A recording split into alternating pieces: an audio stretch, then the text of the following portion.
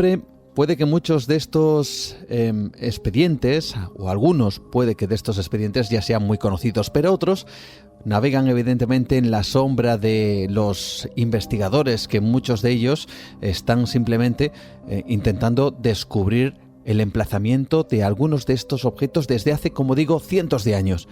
Y para eso, qué mejor manera que abrir estos expedientes con la voz de nuestra compañera. ¿Qué tal? Muy buenas noches. Hola, buenas noches. Vamos en busca de esos expedientes. Abrimos la posibilidad de que, quién sabe, algún día, puede que en un futuro cercano o lejano, se descubra el paradero de algunos de estos objetos o algunos de estos emplazamientos que a lo largo de la historia se han ido buscando y, como digo, unos son muy conocidos, otros yo creo que van a sorprender a la audiencia y que desde luego plantean ya no solo ciertos enigmas históricos, sino también casi el anhelo de encontrar verdaderos tesoros históricos que parece que se han quedado anclados en el misterio. Así es, Juan, y es que el hombre ha buscado desde siempre estos símbolos de poder.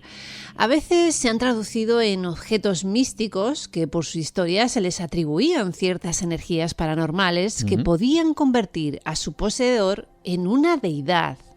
Desde el tiempo de los antiguos egipcios hasta el actual, como en la época del ejército nazi, todos los líderes dominantes han tenido fijación por poseer alguna de estas reliquias.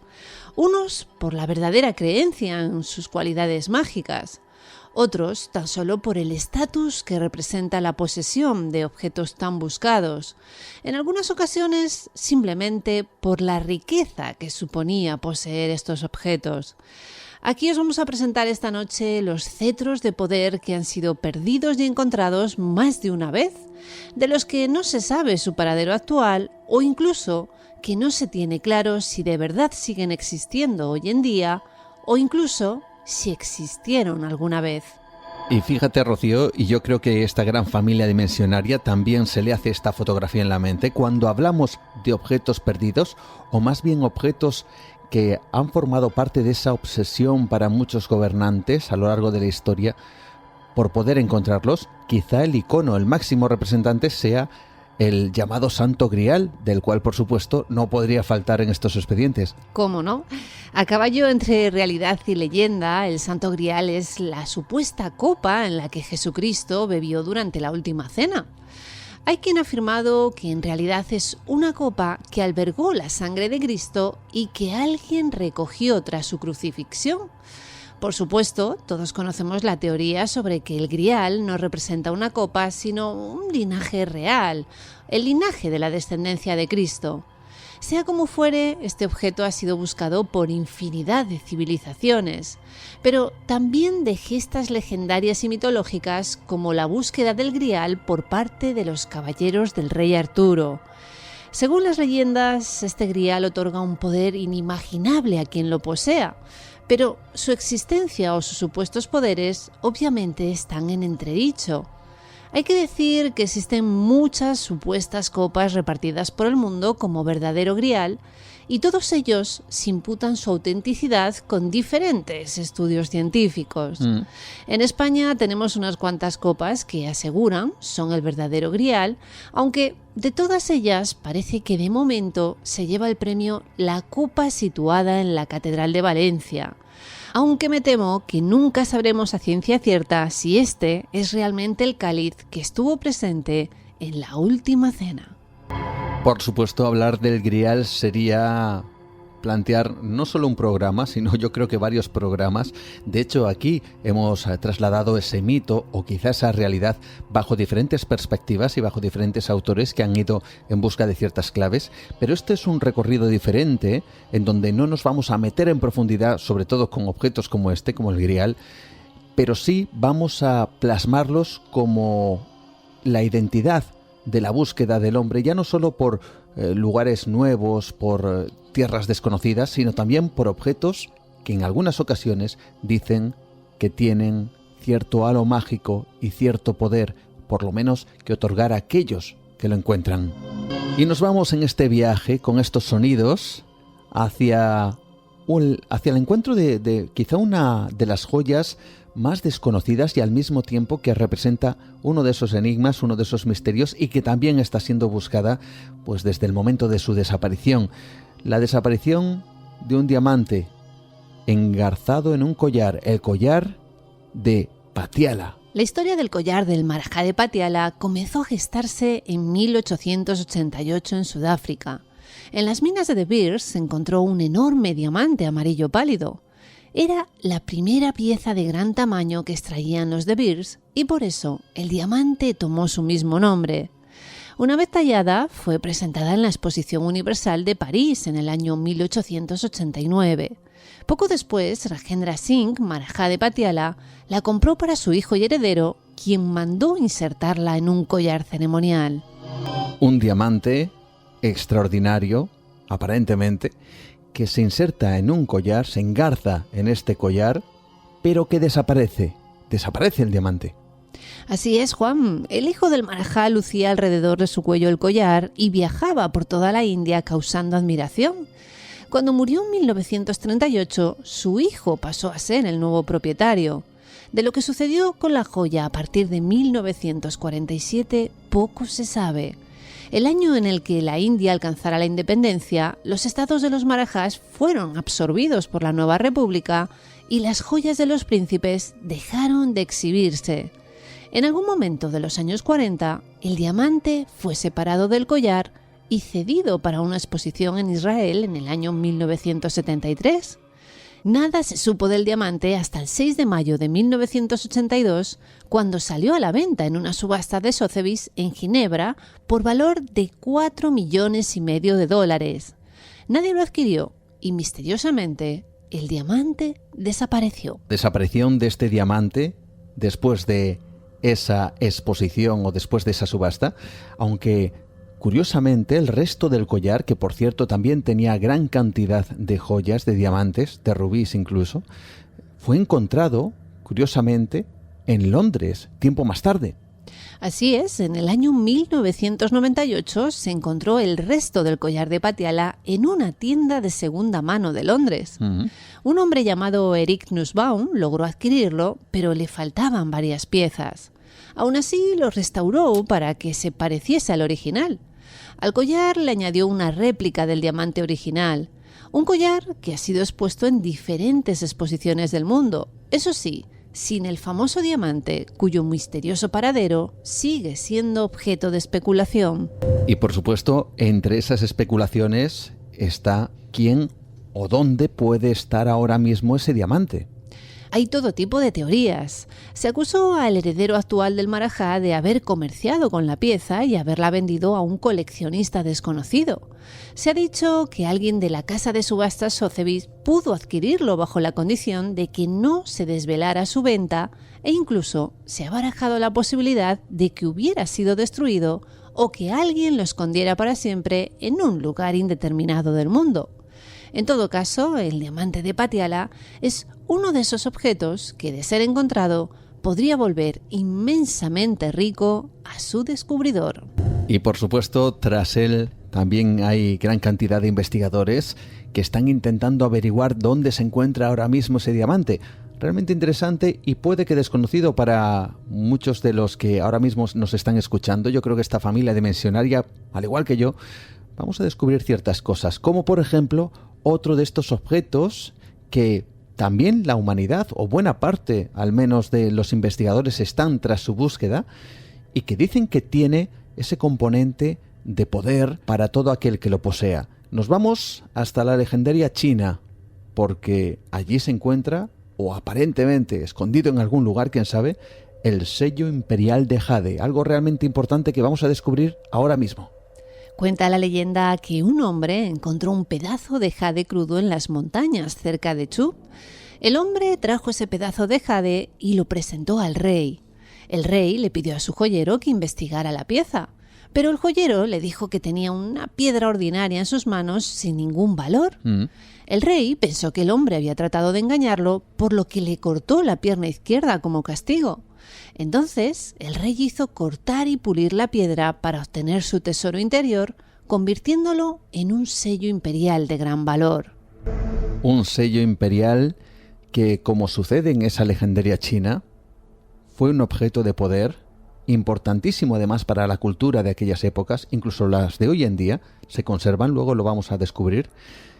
Un sello imperial que pasó de generación en generación. Así es, el sello sobrevivió a la dinastía Qing y fue heredado por el emperador de la dinastía Han. Se dice que el sello se perdió después de la muerte del regente He Jin debido al caos general.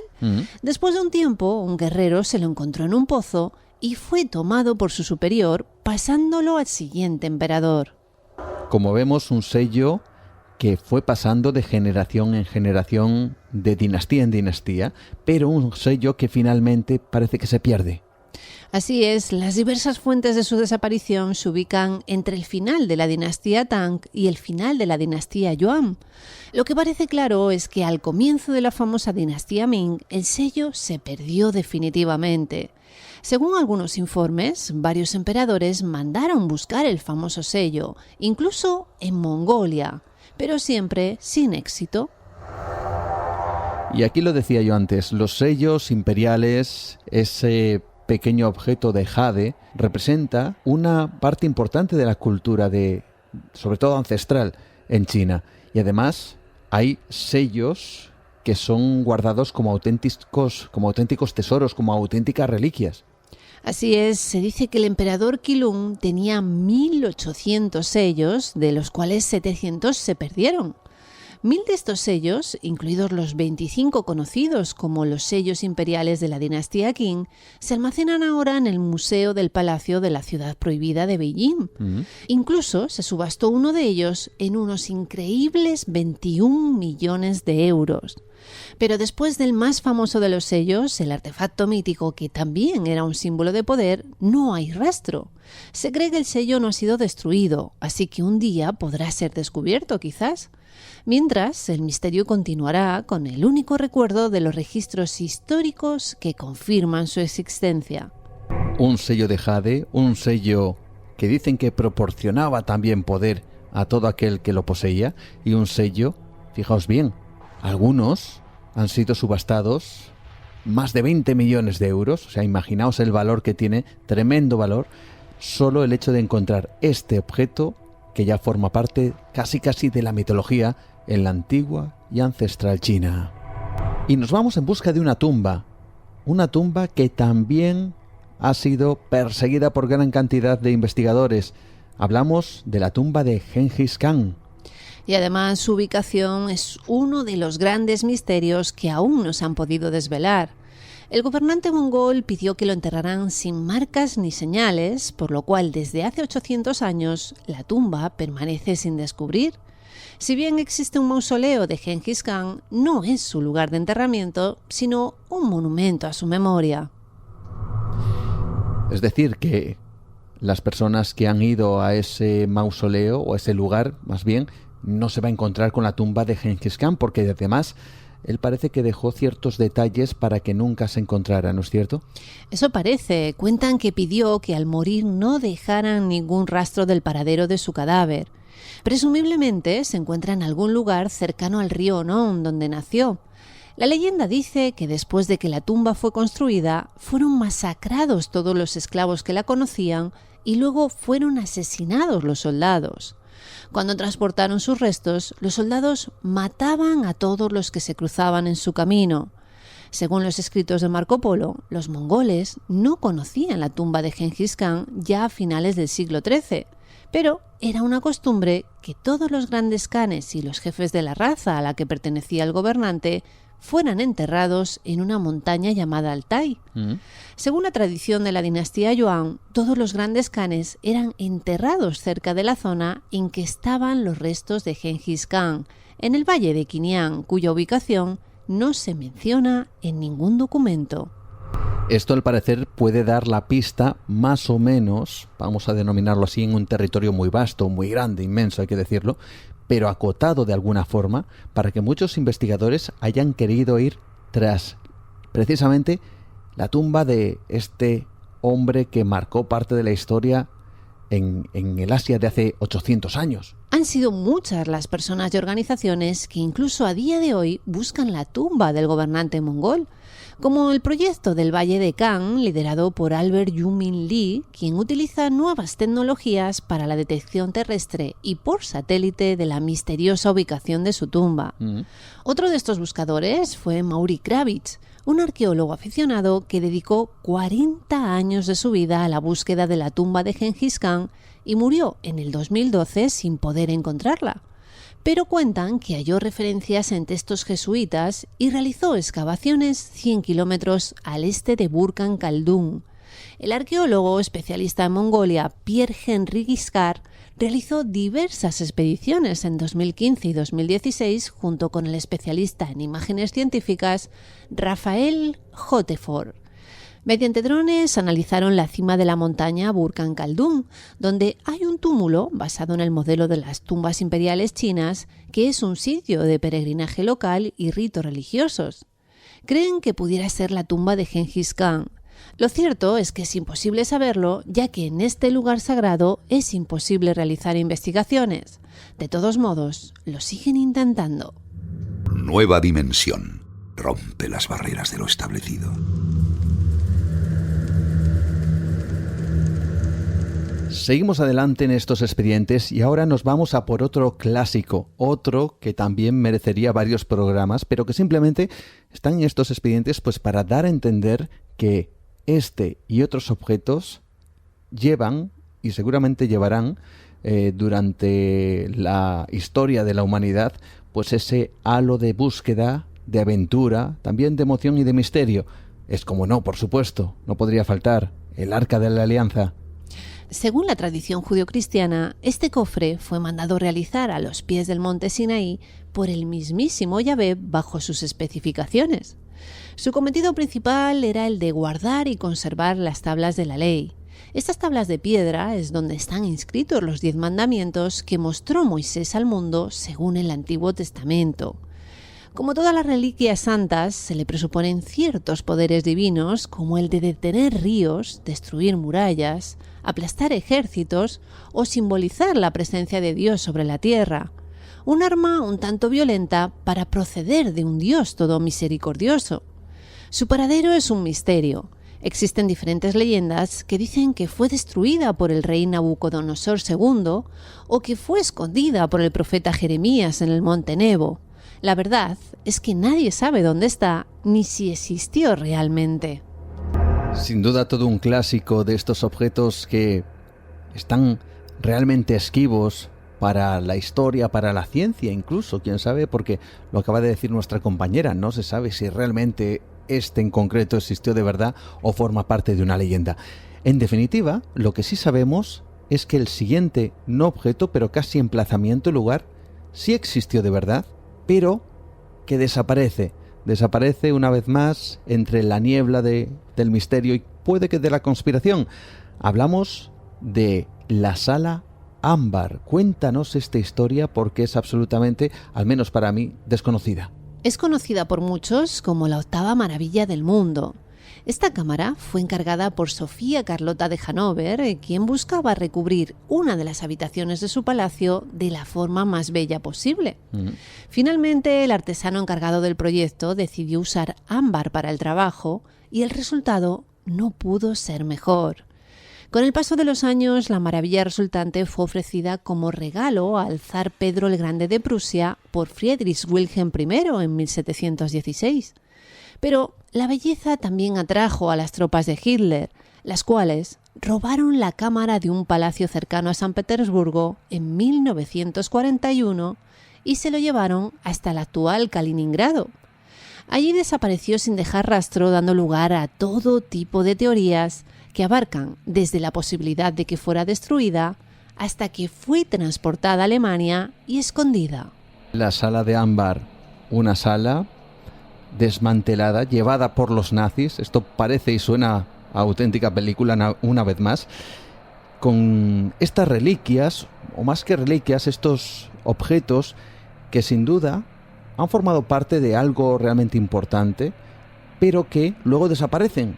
Y en esta ocasión esa sala de ámbar es uno de estos objetos que nos trae nuestra compañera Rocío Gandarillas. ¿Y qué es lo que dicen los historiadores respecto a lo que pudo o no pudo ocurrir con este lugar? Bueno, pues ellos afirman que lo más probable es que el Salón de Ámbar fuera llevado hasta el oeste de Kaliningrado por Erich Koch, un gobernador de varios territorios ocupados por las tropas de Hitler. Todo ello cuando los soldados soviéticos se acercaban a Berlín. Posteriormente, la pieza llegó a ser buscada por la temible policía de la Alemania Oriental, más conocida como la Stasi, aunque sin éxito. Tampoco faltaron los cazadores de recompensas que se aventuraron durante años a encontrar su paradero, los cuales fallaron. Aunque hay quien afirma que sabe exactamente dónde se encuentra esta sala, famosa sala de ámbar, ¿verdad? Ahora, 70 años después de su desaparición, un investigador de 68 años de edad llamado Karl-Heinz Klein afirma haber encontrado en la zona industrial de Ruhr, en la Alemania Occidental, el paradero del Salón de Ámbar. Concretamente afirma que la obra de arte se encuentra enterrada en una cámara oculta bajo la ciudad de Wuppertal. Después de analizar la evidencia, el jubilado ha concluido que Erich Koch, que fue administrador en jefe de los nazis, pudo haberla enviado a su ciudad natal. Según las palabras de este investigador, Wuppertal tiene un gran número de túneles y búnkers en los que aún no se ha buscado el Salón de Ámbar. Hemos empezado a buscarla aquí, pero el procedimiento va a ser costoso. Necesitamos ayudantes, equipo, dinero y un nuevo taladro hidráulico para poder completar la excavación. Solo tengo una pequeña pensión, pero el que ayude recibirá su parte del hallazgo cuando aparezca. Soy optimista, solo necesito herramientas para poder hacer este trabajo rápidamente. Pues ahí queda esa búsqueda de esa sala de ámbar.